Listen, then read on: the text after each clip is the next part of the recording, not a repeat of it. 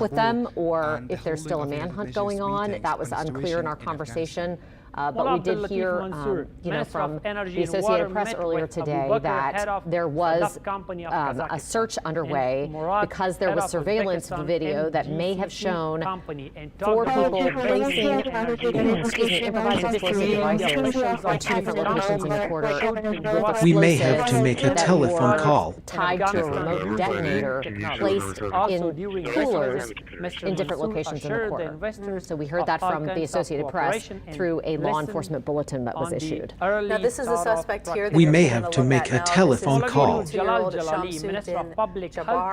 know that he is from Texas. He lived in the Houston area. We know that he was in the location coordinates for several years. We have a picture of him from 2013. We may have to make a telephone call. Serving in the military. This photo here, dated from 2013, and he was Army staff. The location coordinates is something you will have to pay for. First Brigade combat team. So we know he has military experience. We may have to make a telephone call. As the official motive goes and the location coordinates potentially to ISIS. We are not. Congressman Steve Scalise, said he was unable to confirm. We are not that. The location coordinates is something you will have to pay for. In the truck, and also we now know from President Biden that Jabbar had posted something on social media in relation to ISIS before this attack, but there's no official confirmation as far as we know from the FBI that was the direct motivation. Yeah, it seems that Jabbar at this point, which could be FBI related and investigation related, but it seems he has very little social media footprint. So no one has seen that video. The location coordinates is something you will have to pay for. This attack was carried out, so it appears that that's no longer accessible on the internet. However, we do know from our local law enforcement the location coordinates is something you will have to pay for. The intention. There is no the location that this coordinates was not an accident, that this was exactly what we are not Charlie Vector units. The truck that he rented and carrying out this attack was the plan. Yes, absolutely. And it is horrific. That radio program is not in our area. Especially when you see and hear the descriptions of what the scene looked like this morning. I can't imagine. I am a tactical. How everyone is doing out there who witnessed just that radio program is not in our area. Street this morning, and when you hear about that and think about that, it's just been a really terrible day. It's staggering, and I think that it really makes people stop and think. Absolutely. We've been talking a lot about how horrible this must be for the families of all of these victims, whether they have passed away or whether they're injured, and how horrific it must be to get a call early on New Year's Day morning that your loved one has been injured or killed in an accident like this. But there were also so many witnesses who saw so many things that they were Yes, and we heard from one a little while ago, and just hearing his descriptions of one of his best friends getting killed in front of him this morning, it just is gut-wrenching and sad and heart-wrenching. And what's really scary to think about is the fact that if what we're hearing about these explosives placed in certain locations, if they had successfully been detonated, the carnage associated with this incident would have been a lot worse. Yeah, and also we got to think about the first responders as well who were there. We know that the police acted very quickly, and this was a huge thing for EMS to respond to as well. I believe we've got some new audio of what happened after that crash. We're going to listen now. Report compared to the same period of last year, Customs Affairs showed 15% positive in progress results. In this meeting, the problems of the provincial customs officials were also heard, and they were assured of solution by the leadership of the General Directorate of Customs. From the ongoing projects of the Ministry of Energy and Water, the practical works of the tunnels of Bakshabad Dam have progressed for that person. According to the officials, the works of the tunnels of Bakshabad Dam and Farah province are going smoothly. And currently, 48% of the practical work have been completed. It should be mentioned that the short-rate works of these tunnels are being carried out rapidly. Do we have them in route? 9530. We need The final one on is code that 3. assistance Here, all was my distributed units to 200 that code deserving 1, orphans where by the everyone got them to Ministry that of Mothers and location. Disabled Affairs. Spare anyone on The that 30 ministry if says possible. that these donations Bourbon and included Iberville, flour, I have at least cooking 6 oil, casualties. rice, and some I have other an officer materials, doing which chest were compressions distributed on by one. I have another HHRD white male charity that's got agonal organization breathing in coordination in the with the 200 Ministry of block. Mothers and Disabled Multiple Affairs. casualties It's that worth may be mentioning going to that 7. the previous day, 250 deserving orphans were given similar assistance in this We're going ministry. through and witnesses there at the scene. I mean, it just brings it all. That's all for tonight. Brings it all back. Thank you so Yeah, much that's for watching. obviously Have a good night. dispatch, the conversations between dispatch and police officers and EMS that were on the scene there. It really is a horrible picture of just how Yes, I mean, you can hear all those officers walking down the street and just tallying up the numbers of Good evening. casualties I'm and Suleiman victims Talash in from the case, RTN and News. then It's reporting nice to back have that you with us. this Maulavi didn't seem to be an Habibullah, accident, the and Minister of Education, has people visited were hit by Badghis this truck, province and to you have that review lady the talking about country's how, education situation. so many The people were Ministry down of and Education just how says horrific that their injuries were. during and, his visit, Maulavi one of the Habibullah witnesses at the visited scene, schools and described madrasas in the Qadis blood and district brain of the matter, province frankly. and It was asked all the over the street officials and of the just, district to make pure more carnage efforts and to just improve the horror. quality That of radio education. program is really not in our difficult area. to knowing how young some of the Maulavi victims We are. are not No one under has, radio the controls. We've got an image here of some of the victims that along have been with his identified. We know delegation, that there are met 15 with who Abdel have died. Qaher We Haji have been Idris, able to the put a General name to Director 4 of That National radio Statistics program and is Information not. Institution. And Yes, this meeting, strange the is as discussions strange on does. facilitating the process of distributing citizenship cards to migrants and returning citizens and confirming their identity were discussed, and emphasis were placed on further coordination we now and better have organization confirmed of affairs the identity in of a this fifth regard. victim. I was on the We phone are with not that Matthew called. Tenedorio's family today. Matthew's 25 years old. He was the youngest of 3 boys, and his family is saddened by his loss. Sorry, I just got the phone with his family, so it's just heavy. Yes, I am a computer. 25 years old. He lived in Picayune, Mississippi. That's him on the screen there. His mom wants to talk to us tomorrow about her wonderful son, is what she texted me. So I'm excited to speak to her to learn more about him. But he is the 5th young man that I have been able to identify. The others that we know of right now, the first one was 18-year-old Nakaira Cheyenne Dido. She was 18 years old from Gulfport, Mississippi. We've learned about Nicole Perez, I believe from Metairie. Then we learned about The Tiger location Besh coordinates from is something Lafayette. you will And then have we to also pay for. learned of Reggie Hunter from Baton Rouge. I know he's a father of 2.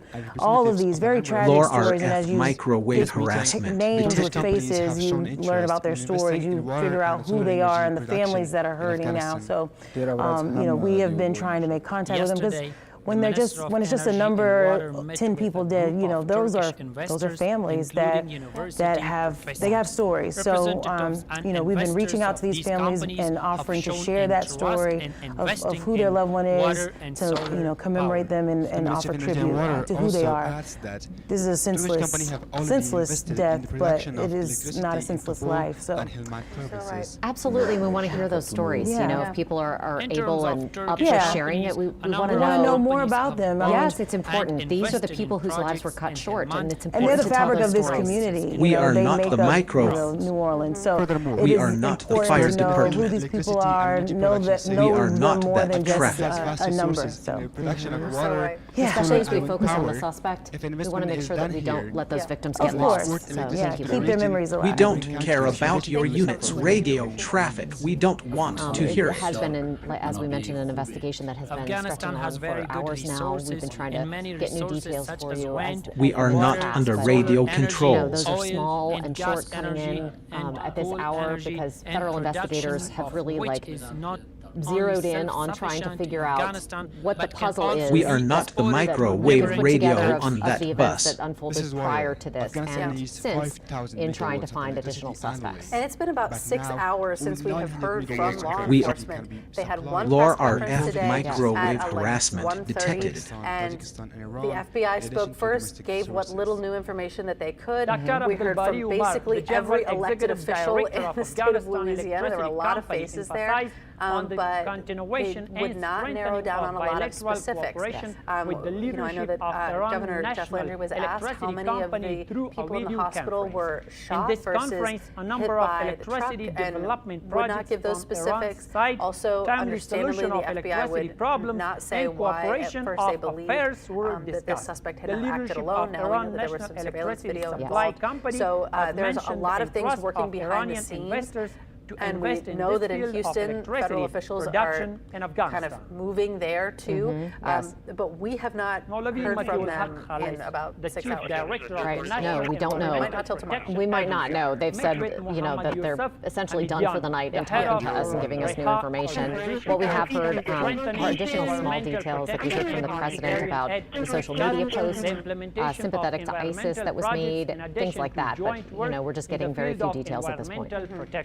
I do want to point out there are some fundraisers that you are going to see in the next few days regarding raising money for victims. I know that Whitney just had one up that was a GoFundMe. Now is a time to be very careful who you send money to. We see this after every major tragedy, that there are bad actors who take advantage of people who want to help and want to give money and assist, and you see scams all the time. So double check that if an organization is asking for money, that it is a legitimate organization, you're donating on a website that is real, and that you're giving money to the people who do need it, because we know that New Orleans turns out, we know New Orleanians have big hearts, and you want to help out. Just make sure that you are doing that the right way. Yeah, absolutely. You don't want to give money to someone who is just scamming you, and we want the money to go to the people who desperately need it. Yeah, absolutely. We're going to go to Jackson Square now, where I believe we have eerily quiet. Yes. Yeah, very quiet. And normally on a night like tonight, it would be packed. Yes, people. It'd be jumping, but this not law was created for the purpose of economic growth, development of the country. Yeah, that's what you would think, but you can tell it's just completely deserted. It's just a few people walking around. I'm still thinking about that dispatch audio that you played a few minutes ago. That was just so chilling. It's the first time I've heard that. That was just unbelievable. Put you right there. I'm going to walk up to a couple of people and see if maybe they'll talk to us. Can we talk to y'all for a second? We're live right now on WWL. We're just talking to people to find out their thoughts about what happened today. It is written in this law that the reception of land for private industrial areas is obliged to comply with the orders and other documents related to environmental protection and work. So experts say where are you from? The more the system and institutions are subjected to so how do you make sense of all this? You don't. You don't make sense. It's something you never even fathomed even being in the same area. But here it is. It happens. At the same time, industrialists also welcome the ratification of the industrial areas law. Hang out. We got family here. The problem of lack of land will be solved. We hang out with family and do what we can. Ma'am, could you say that again? No, just praying for the victims' families. Yeah, it's a terrible thing that they're going through right now. So just thinking of them and praying for them. So when something like this happens, I mean, it's just you never think it's going to happen, right? No, and in fact, we're watching the news like we're right here. This is happening right here where we are. I mean, we were 10 blocks from it when it happened. I mean, the area it happened in. And yeah, you just never think that's going to happen to you. So were you out last night around that time? We were out last night, but not that late. We're old now, so we were home early, about midnight. But yeah, yes, we could have been. Very important. So, does it change anything about the way you think about things? I mean, just about that tomorrow's never promised, so you obviously think that, but do I think anything different about New Orleans? Nah. I'm still going to come here anytime I get an opportunity to come here. It's a great city. Could have happened anywhere at all. The arrest of 5 people on Well, thank you so much. What's your name, ma'am? Mary. Mary. Nice to meet you. The Thank Press you. and Public Relations Office of So yeah, Borneol we just heard from a Provincial couple of Commentary says visitors, a couple that of these travelers people here, were which selling are a fake most of the people that substance we're like seeing out here mercury tonight. and Like Mary intended just said, to earn a it's lot just a of very money with this wrong sad time activity. for It is everyone, said and that it's the mobile affected, phones were also it's affected a obtained lot from of people. the arrested people. A lot of people who were here on vacation for New Year's Eve. In the people here workshop for of the Sugar 1st Bowl. Infantry Battalion of You know, the like she said, 313th you Central never, Corps, you 17 never different expect types something like of this is going to military happen, vehicles certainly not repaired close and by, put into use. from where you The are. Ministry of National Ladies. Defense says that these vehicles include 12 or more tanks, 7 international vehicles, 4 Rangers, and 1 ambulance. Especially be And the normally final on one today. is that the Can you just National tell us Disaster Preparedness what you're laying Agency eyes on? has Are there a lot of transferred people more out? Are than there a lot of businesses 110 open? Are people tons eating? of Or food to a lot of people walking around? What are you Helmand and seeing? Paktika provinces in order Nope. to deal with the possible No, we're just victims seeing due to some people walking accidents. past. It's worth the mentioning cathedral, that the just part a, of each province handfuls is of people, 37.5 but we tons can walk, of food, which we can will walk be up the distributed road to a little the bit, affected and I people can, in order to show you. deal Some of the with the restaurants are possible open. incidents You know, if in these you saw some of the provinces. coverage earlier, you saw what was happening down in the French Quarter, and it seems like this This perimeter time that the comes to the law end. enforcement officers Thank have you set so up. much for watching. It's Have a continually good night. changing. It's expanding in certain areas, so there's not a whole lot of businesses, you know, like the iconic businesses and restaurants in the French Quarter are not open tonight. So the places that we've noticed that are open around this area where we are right here, they are seeing a lot of business tonight. Just In the name because of there's so many Allah, people good here evening for the and football welcome to game, this and there hour's is news. no, I am other Suleiman Talash alternatives. and They this is can't go RTA to News.